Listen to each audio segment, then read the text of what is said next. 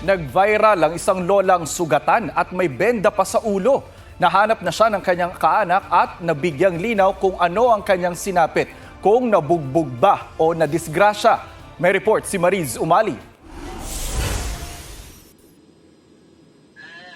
Palakad-lakad na may benda sa ulo at inabutan pa ng limos. Ang lolang yan na makita sa CCTV sa ilalim ng MRT station sa Pasay kagabi.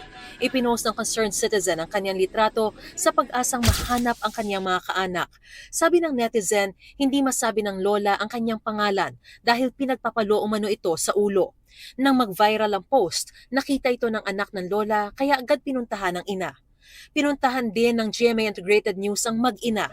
Siya pala si Marife Fernandez, 74 na taong gulang, na ayon sa anak na si Emmanuel ay may Alzheimer's disease, kondisyong nagdudulot ng pagiging makakalimutin at humahad lang sa pasyente na magawa ang pang-araw-araw na gawain. Ilang beses na raw na nawala ang ina, pero nahahanap naman niya hanggang nawala uli nitong Agosto. Kasi nawala po ito noong August. Kinano ko po sa social media. Ngayon wala po, medyo na matagalan po. Nalaman niyang nabundol ng motorsiklo ang ina sa Antipolo kaya nagkasugat sa ulo, mukha, mata at tuhod. January 2 pa daw po na nasagasaan ng motor. Hindi na po siya doon ng nakabangga, pinapagamot daw po siya doon. Kaya lang ayaw niya magpagamot. Kaya siguro ninutin na lang yun.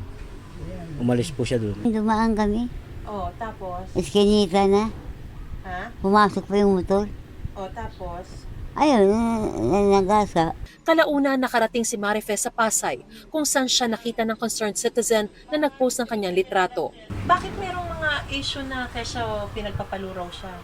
Hindi po yun ma'am kasi ang nagsabi sa akin yung nakakita sa Oh, ano sabi? kasi nakita doon sa ospital na nasagasaan daw ng motor.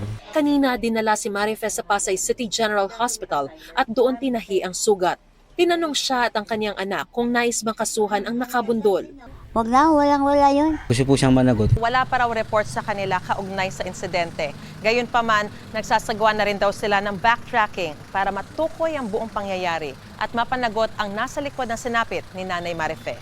Mariz Umali nagbabalita para sa GMA Integrated News.